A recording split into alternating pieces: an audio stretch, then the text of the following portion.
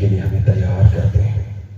2 दिन तक प्रभु ने अपनी मेहनत की है हम पर अपने बेटे विनीत के द्वारा।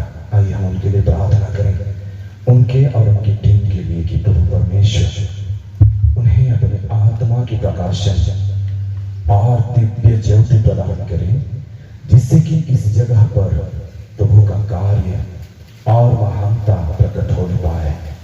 प्रभु यीशु, आप अपने बेटे विनीत पर अपने अनुग्रह, अपनी महिमा प्रकट कीजिए। अपनी महिमा में उपस्थिति से प्रभु अपने वचनों को बोलने के लिए सामर्थ्य दीजिए। और हम सभी बेटी बेटियों को, हमारे होठ, हमारे कंठ और हमारी आत्मा, हमारे हृदय को उस वचन को प्रभु पाने के लिए, उस वचन को ग्रहण करने के लिए हमारे हृदय को खोल दीजिए। आइए हम स्तुति करते जाएंगे। Hallelujah, hallelujah, hallelujah. स्तुति करते जाइए। Hallelujah, hallelujah, hallelujah, hallelujah, hallelujah, hallelujah. अपने सारी जगह पर प्रभु की ओर देखते हुए हर एक अपने हाथों को सामने की ओर खुला रखें, आंखें बंद रखें। हम एक दूसरे को ना देखें, क्योंकि देखने वाला हमारा स्वर्गीय पिता हम पर अपनी नजर फेरता है। वचन बतलाता है कि ईश्वर अपने स्वर्ग सिंहासन से इस पृथ्वी पर दृष्टि दौड़ाता है, हर एक मनुष्य की ओर, हर एक व्यक्ति की ओर।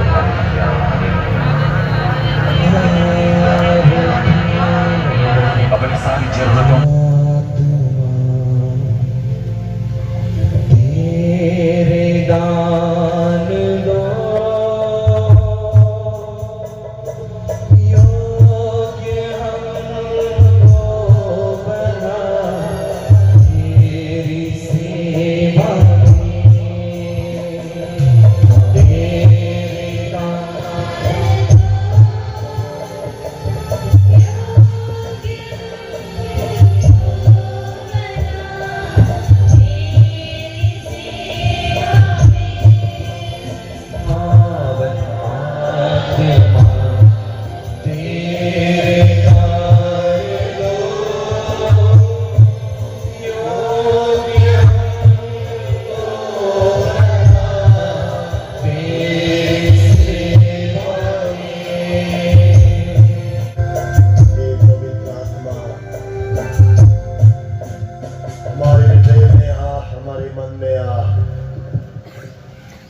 पवित्र आत्मा हमें संचालित कर।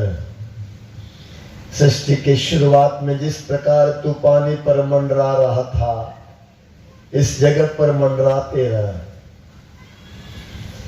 सृष्टि पर जिस प्रकार तू मंडरा रहा था, इस जगह पर हम पर मंडराते रह। इस पूरी जगह को अपने अधिकार में ले, हम में से प्रत्येक को अपने अधिकार में ले। हमें संचालित कर, हमें संचालित कर प्रभु, हमें संचालित कर प्रभु। हमें पूर्ण सत्य तक ले चल, हमें स्वतंत्र कर।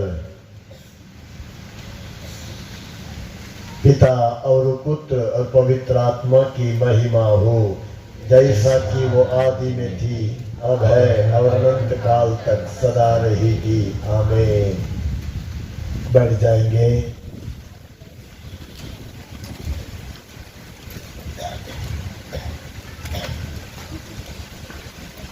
Hallelujah, hallelujah, hallelujah. जय यीशु। अच्छे हैं? कितने अच्छे? बहुत अच्छे। हालेलुया। आज साधना का तीसरा दिन है। आज आशा करते हैं ज्यादा महिमा हमको देखना है, प्रभु को ज्यादा काम करने देना है। Hallelujah, hallelujah. हम आज वचन सुनेंगे। कोई पढ़िए। तीतुस के नाम संत पौलुस का पत्र, अध्याय 2, वचन 14। उन्होंने हमारे लिए अपने को बलि चढ़ाया, उन्होंने हमारे लिए अपने को बलि चढ़ाया, जिससे वो हमें हर प्रकार की बुराई से मुक्त करे और हमें एक ऐसी प्रजा बनाए जो शुद्ध हो, जो उनकी अपनी हो और जो भलाई करने के लिए उत्सुक हो। हालेलुया। दाहिना हाथ उठाएंगे, इस वचन को दोहराएंगे, मेरे पीछे बोलिए। उन्होंने हमारे लिए अपने को बलि चढ़ाया, जिससे वो हमें हर प्रकार की बुराई से मुक्त करे और हमें एक ऐसी प्रजा बनाए जो शुद्ध हो, जो उनकी हो, अपनी हो और जो भलाई करने के लिए उत्सुक हो। Hallelujah, hallelujah. हाथ नीचे करेंगे। वचन में क्या लिखा है? संत पौलुस लिखता है, तीतुस को लिखता है, प्रभु यीशु ने हमारे लिए अपने को बलि चढ़ाया। मतलब हमारे पापों के लिए हमें मरना था, हमारे बदले प्रभु यीशु मर गए। हमारे पापों के लिए हमें अपमानित होना था, लेकिन हमारे बदले प्रभु यीशु अपमानित हुए। हमारे पापों के कारण हमें अभिशप्त होना था, लेकिन हमारे बदले प्रभु यीशु अभिशप्त हुए। प्रभु यीशु का मरने का उद्देश्य एक बार हमको मुक्त करके छोड़ना मात्र नहीं है, हमको केवल स्वर्ग ले जाने का उद्देश्य मात्र नहीं है। वचन में लिखा है वो हमें हर प्रकार की बुराई से मुक्त करे, हर प्रकार की बुराई से मुक्त करे। कितनी प्रकार की बुराइयां हैं? हाँ, बहुत प्रकार की बुराइयां हैं।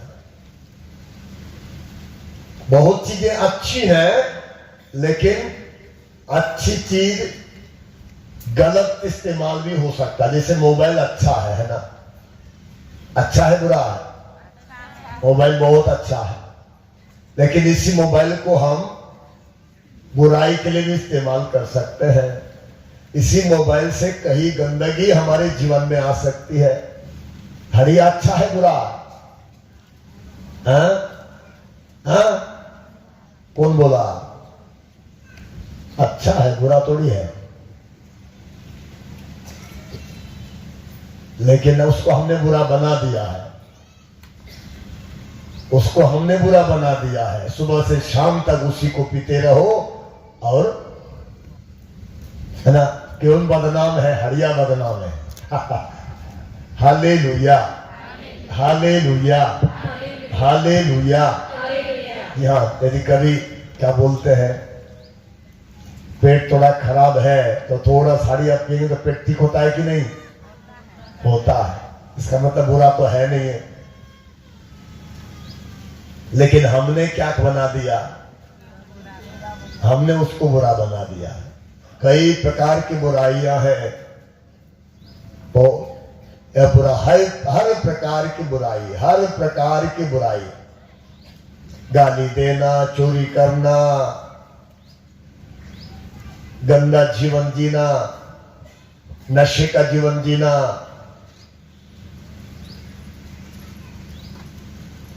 गुस्से में, क्रोध में, नफरत में, घृणा में, बैर में, बिना प्रेम का जीना, इस प्रकार के हर प्रकार की बुराई से मुक्त करे और हमें एक ऐसी प्रजा बनाए जो शुद्ध हो। केवल ईश्वर शुद्ध है, केवल ईश्वर पवित्र है। शुद्ध मतलब पवित्र। प्रभु यीशु बलिदान दिए ताकि हम भी शुद्ध हो जाएं।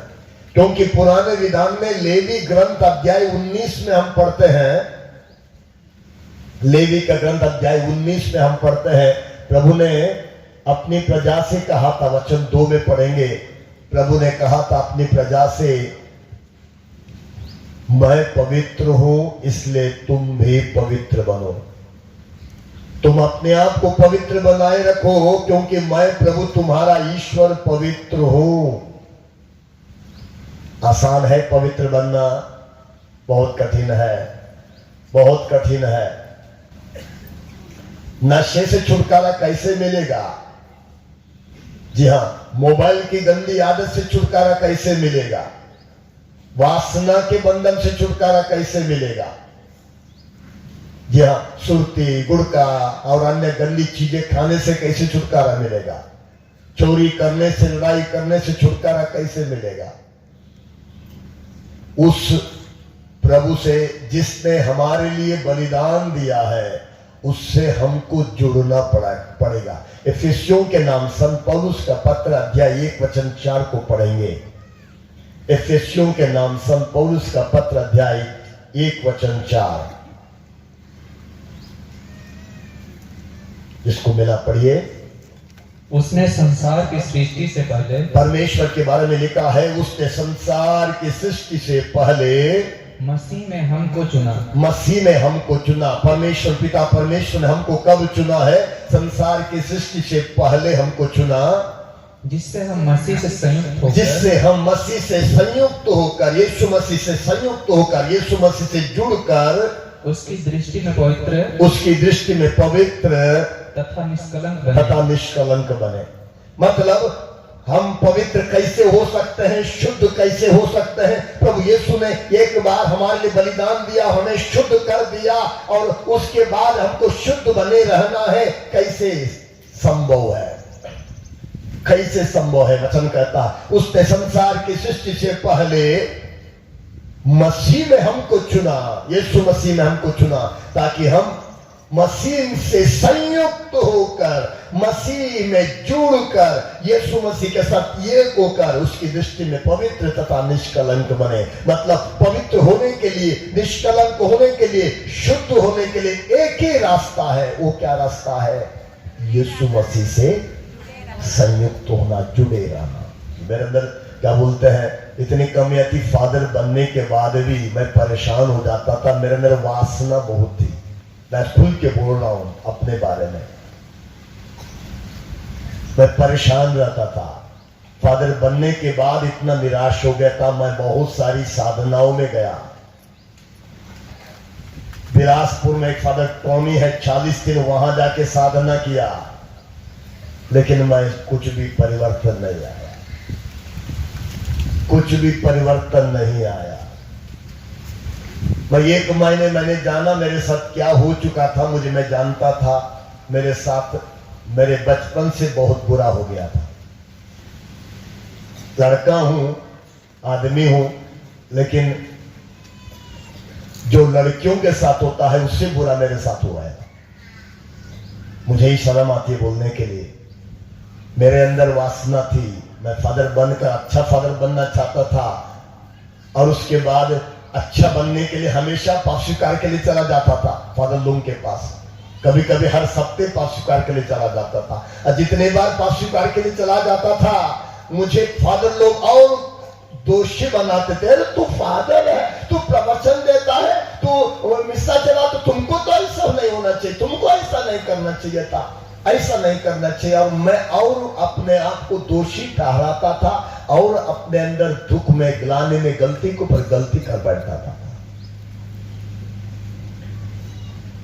विफल होता गया, किसी कोई रास्ता नहीं, साधना से रास्ता नहीं मिला। बाइबल पढ़ो, प्रार्थना करो, विपश्यना करो, योगा करो, सब कुछ मैंने किया। मैं हमेशा योगा करता था, लेकिन जिसके बाद जब मैं अंतिम सारी जगह से हार गया, एक ही रास्ता मुझे मिला। जब मैं प्रभु से जुड़ने लगा, प्रभु के साथ बैठना शुरू कर दिया, प्रभु से जुड़ने लगा, प्रार्थना मतलब नहीं, प्रभु के साथ एक होना शुरू हो गया, तब से मुझे क्या बोलते हैं, मेरे अंदर बहुत सारे परिवर्तन आने लगे। मेरे अंदर जबरदस्त गुस्सा था, जबरदस्त गुस्सा। मैं सेमिनरी में था, फादर की पढ़ाई कर रहा था। एक बार मैंने कंप्यूटर ऊपर उठाया था फोड़ने के लिए, उतना गुस्सा मेरे अंदर। मातेदाम आश्रम में था 3 साल। एक व्यक्ति ने स्कूटर लेके आया था, सामने गया था, स्वामी जी को गाली दिया, तामिल स्वामी जी को। मैं बर्दाश्त नहीं कर पाया था, लकड़ी फोड़ के रखी थी, लकड़ी फोड़ कर रख गई थी। इतनी मोटी लकड़ी उठा के उस वाले को मैंने उतना मारा जबकि उठ नहीं सकता, उतना मार दिया था उसको, उतना मेरे में गुस्सा था, बर्दाश्त नहीं कर पाता। गलत मतलब गलत। लेकिन प्रभु से जुड़ते जुड़ते जुड़ते मेरे अंदर क्या बोलते हैं, वो क्रोध कम होता गया, प्रेम भी उतना ही जागा है। इसलिए एफेसियों के नाम संत पौलुस कहता है, लिखता है अध्याय 1 वचन 4 में, उसने संसार की सृष्टि से पहले मसीह में हमको चुना है। क्या के लिए चुना है? ताकि हम ईसा मसीह से संयुक्त होकर, हमको चुना है। गले में रोजरी टांग के भागने को, घूमने फिरने के लिए नहीं है, बाइबल लेके घूमने के लिए नहीं है, बपतिस्मा लेकर जीने के लिए नहीं है, बल्कि यीशु मसीह से संयुक्त होकर, यीशु मसीह से जुड़कर, यीशु मसीह के साथ एक होकर पवित्र बनने के लिए उसका कोई रास्ता नहीं है। इसलिए संत यूहन्ना के सुसमाचार अध्याय 15 में वचन 4-5 में पढ़ेंगे, प्रभु कहता है, तुम मुझ में रहो और मैं तुम में रहूंगा। तुम मुझ में रहो और मैं तुम में रहूंगा। जो मुझ में रहता है वो बहुत फलता है। जो मुझ में रहता है वो बहुत फलता है। मुझसे अलग रहकर तुम कुछ नहीं कर सकते। जी हाँ, प्रभु से अलग रह गए हम कुछ नहीं कर सकते। जी, और जब हम प्रभु से अलग हो जाते हैं क्या होता है? हम जुड़ जाते हैं, दूसरी जगह जुड़ जाते हैं, दारू से जुड़ जाते हैं, सिगरेट, बीड़ी, सुर्ती, गुड़खा से जुड़ जाते हैं, गलत संगत में जुड़ जाते हैं। लोग ऐसी डालियां बटोर कर और आग में झोंक कर जला देते हैं। जी हाँ, कौन सी आग? हड़िया की आग। जी हाँ, लोग बटोर लेते हैं। हड़िया पिलाने वाला, हड़िया बेचने वाला बुलाएगा, आ जा इधर, तुमको और जला दूंगा मैं। हाँ, मोबाइल बेचने वाला बुला देगा, व्हाट्सएप वाला, यूट्यूब वाला बुला देगा, इंटरनेट वाला बुला देगा, आओ मेरे पास, मैं तुमको जला दूंगा। वेश्यावृत्ति में चलने वाले वो भी बुला लेंगे, चलो मेरे साथ, हाँ मेरे यहाँ जाओ, मैं तुमको जला दूंगा। और मिलकर क्या बोलते हैं, जो प्रभु में नहीं रहता है, प्रभु कहते वो आग में झोंक कर जला दिया जाएगा। आगे पढ़िए। यदि तुम मुझ में रहो और तुम मेरी शिक्षा बनी रहती है, और यदि तुम में मेरी शिक्षा बनी रहती है, तो चाहे जो मांगो वह तुम्हें दिया जाएगा। चाहे तो जो मांगो तुम्हें दिया जाएगा। यदि तुम मुझ में रहो और मेरी शिक्षा तुम में बनी रहती है, चाहे जो मांगो तुम्हें दिया जाएगा। मत जो चाहे वो मांगो। सोना मांगो मिलेगा, बच्चे चाहिए मिलेगा कि नहीं?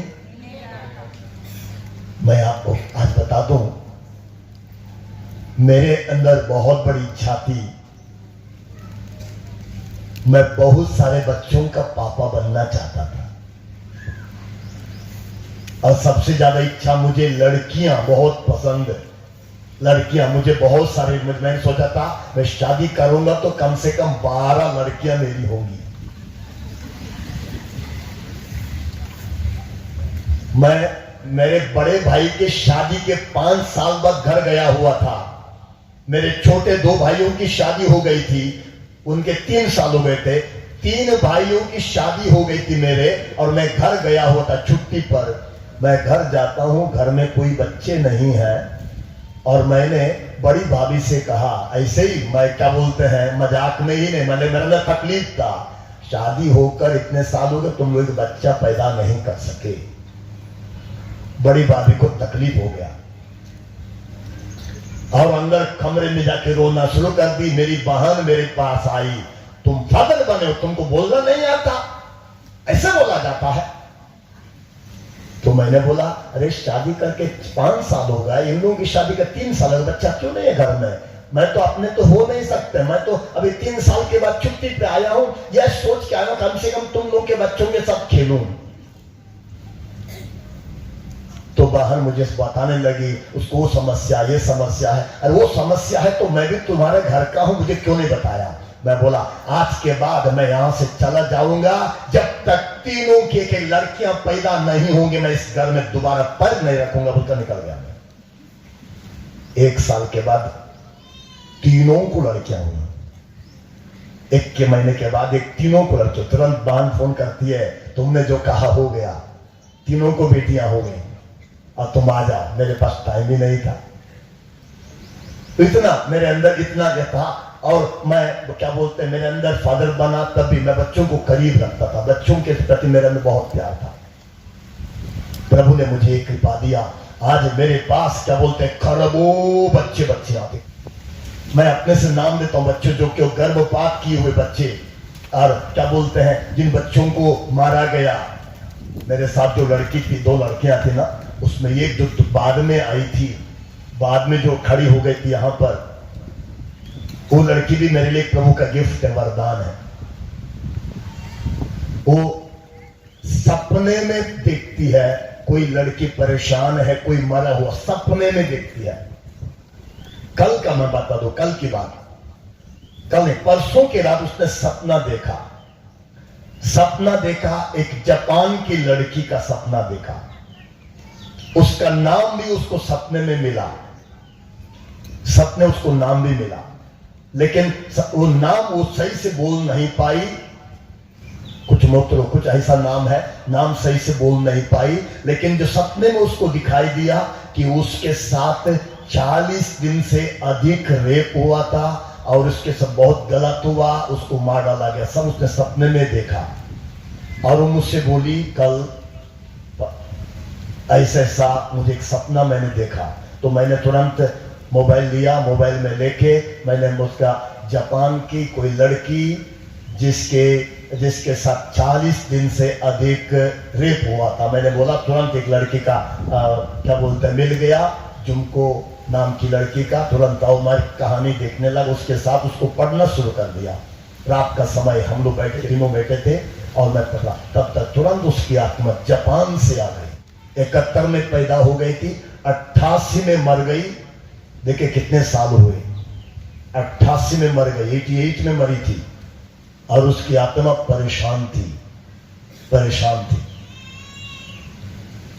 कल रात को उसने और एक सपना देखा, तृप्ति नाम की लड़की जो कि 26 साल से इलाहाबाद उत्तर प्रदेश इलाहाबाद में एक कमरे में बंद है। उसने सपना देखा, और उसी सपने को देखकर तुरंत मैं प्रार्थना करना शुरू कर दिया। पट वो भी आत्मा, तृप्ति की आत्मा हमारे पास पहुंची। मैं चलता हूं, मेरे आगे पीछे मेरे ऊपर बच्चे, छोटे बच्चों की आत्माएं बैठी रहती हैं। चलता हूं, हालेलुया। प्रभु देता है। एक बार हमारे यहाँ एक गरीब परिवार अपना लड़की की शादी कराने के लिए फादर मुझसे बोले, फादर जी कुछ मदद करिएगा। मैं सोचा क्या मदद करूं, क्या है मेरे पास, कुछ तो है नहीं है। लेकिन मैंने अपने मन में सोचा, मैं कम से कम उसके कान के लिए कुछ सोना तो बनवा के दे देता। मैंने सोचा अपने मन में। उसके बाद मैं एक जगह प्रार्थना के लिए गया हुआ था। प्रार्थना करके जब वापस लौट रहा था, मैंने इसके बारे में किसी को बोला नहीं था, सिर्फ प्रभु से प्रार्थना कर रहा था। प्रार्थना करके लौट रहा था, एक भाई मेरे पास आता है और सोना देता, बोलता है ये आपको काम आएगा, ये आपके काम आएगा बोलकर सोना देता है। और मैं वापस चला गया, उसकी उस माता जी को बुलाया, देखिए आपकी बेटी के कान के लिए मिल गया, मिली।